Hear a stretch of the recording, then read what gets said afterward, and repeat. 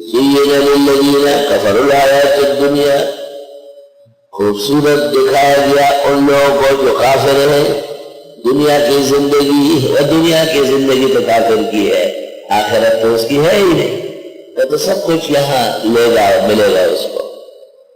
وَيَسْخَرُونَ مِنَ الَّذِينَ آمَنُوا، اور مذاق اڑاتے ان لوگوں کا جو ایمان والے ہیں۔ مسلمان عموماً خستہ حال ہوتے ہیں، مسلمان عموماً پریشان رہتے ہیں، مسلمان عموماً امتحانات سے گزرتے ہیں، تو کفار کہتے ہیں یہ تم کیسے دن عامل ہو، نہ تمہارے پاس پیسے زیادہ ہے، نہ تمہاری تجارت بہت بڑی ہے، نہ دنیا کی تمہاری حکومت ہے۔ والذین اتقوا، اور وہ لوگ جو اللہ سے ڈرتے ہیں، فوقہم یوم القیامہ، اوپر ہوں گے ان کے قیامت کے دن۔ واللہ یرزق من یشاء بغیر حساب، اور اللہ روزی دیتا ہے جس کو چاہے بغیر روک ٹوک کے۔ یہ ایک علیحدہ باب ہے کہ دنیا کے اندر کفار کو بھی چیزیں بھیجتی ہے۔ سورۃ زخرف میں حق تعالیٰ نے کہا ہے اگر مسلمانوں سے یہ خوف نہ ہوتا کہ ان کو پریشانی بڑھ جائے گی تو میں کفار کے گھروں کو اور ان کے زینوں کو چاندی کا کر لیتا اور ان کے گھروں کا کچھ سامان سونے کا بنا دیتا، لیکن افسوس کہ مسلمان کہاں برداشت کر سکے۔ توبہ۔ کان الناس امۃ واحدہ، تھے لوگ ایک امت ایک جیسے۔ نوح علیہ السلام کے زمانے میں جب ان کے بیٹے اور پوتے بچ گئے وہ تو ایک جیسے تھے، بہترین تھے۔ آدم علیہ السلام کے زمانے میں جب تک قابیل و حابیل کا قصہ پیش نہیں آیا تو لوگ ایک جیسے تھے۔ بعد میں قتل و غارت شروع ہوئی اور کفر شروع ہوا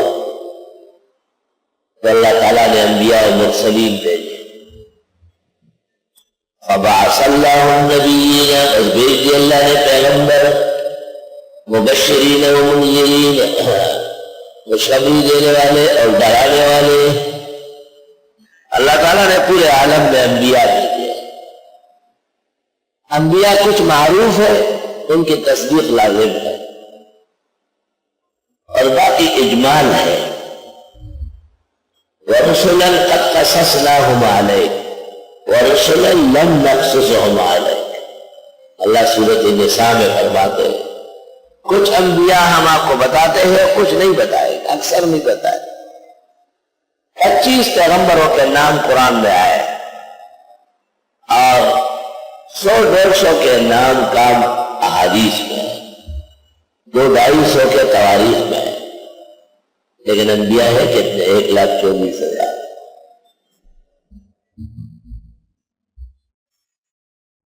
غیر مقلد ہو کے ایک شخص نے کتاب لکھی ہے، اس کا نام ہے ہدیۃ المہدی۔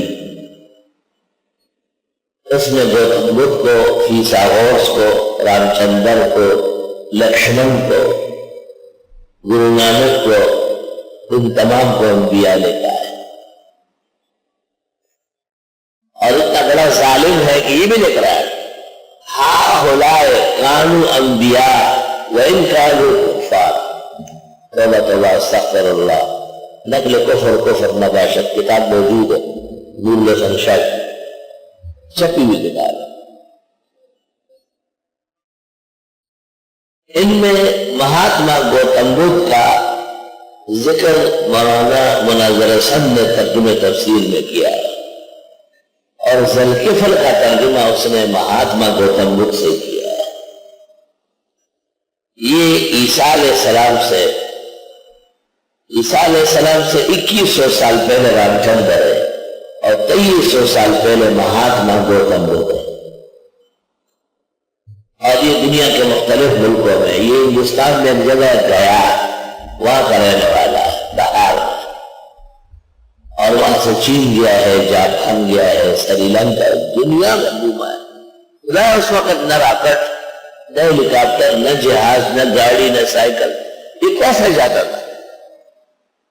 یہ بہت حیران کن بات، اور یہ شرک کا سخت خلاف تھا، اور نبی آخر زمان کے فضائل بیان کرتا تھا کہ قریب مکہ میں سورج طلوع ہونے والا ہے، ہو سکتا ہے وہ اور اس کے آنے والے اس جگہ آ جائے، تو یہ ان کے لیے گاؤں آباد کرتا تھا، اس کا نام رکھتا تھا مطہرہ، پاک لوگوں کے رہنے کی جگہ مطہرہ۔ بعد میں یہ بن گیا ماترا، ماترا یو پی میں ہو، ماترا سی پی میں ہو، ماترا کہاں کہاں سوابی میں ہو، ماترا ہر جگہ 17 کے قریب ماترے، جہاں مہاتما گوتم بدھ کیا ہے وہاں اس نے ماترا بنایا، یعنی مطہرہ۔ اس وجہ سے مولانا مناظر اصل صاحب گیلانی مرحوم نے ذوالکفل کا ترجمہ گوتم بدھ سے کیا، لیکن علماء نے ان کو سختی سے روکا اور ان کی اس تحریر پر گرفت کی ہے کہ آپ کو اس طرح اجازت نہیں ہے، کیونکہ مہاتما گوتم بدھ کے 2 کام نامناسب ہیں۔ ایک وہ ہر قربانی کے خلاف ہے، اس کے نزدیک کوئی حیوان کوئی جانور کاٹنا جائز نہیں، وہ کہتے ہیں ظلم ہے۔ اور قرآن کہتے ہیں وَاتْلُ عَلَيْهِمْ نَبَأَ ابْنَيْ آدَمَ بِالْحَقِّ إِذْ قَرَّبَا قُرْبَانًا، کہ آدم علیہ السلام کے زمانے سے قربانی کی سنت رہی، تو مہاتما گوتم بدھ اس قاعدے سے ہٹا ہوا ہے۔ دوسری خطرناک بات یہ کہ مہاتما گوتم بدھ کپڑے نہیں پہنتا تھا، وہ ننگا رہتا تھا، اور وہ کہتا تھا یہ کپڑا جسم پر خدا اور میرے درمیان میں رکاوٹ ہے، میں اللہ کے اور اپنے درمیان رکاوٹ نہیں چھوڑتا۔ آج بھی مہاتما گوتم بدھ کے لوگ بغیر کپڑے کے ایک پیلے سے رنگ کی چادریں پہنے، وہ بھی ایسے ہی آپ سے بچنے کے لیے، ورنہ ان کے اصل مذہب میں اور اصل مذہب کے جو پجاری ہے ان کو اجازت نہیں ہے کہ وہ کپڑا پہنے، بالکل ننگے پر بیٹھے۔ اور یہ عقیدہ ہندوؤں کا بھی ہے۔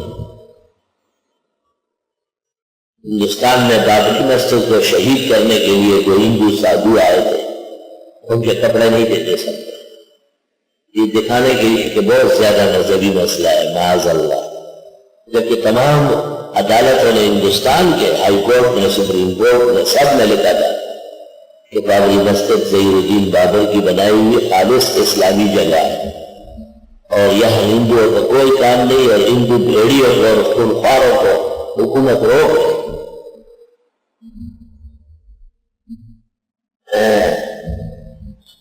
ابعث اللہ النبیین مبشرین ومنذرین، بس بھیج دی اللہ نے پیغمبر خوشخبری دینے والے اور ڈرانے والے۔ انبیاء علیہ السلام کی کم از کم تعداد کہتے ہیں 1,24,000 ہے، اور ایک روایت تفسیر قرطبی میں ہے 2,64,000 کی۔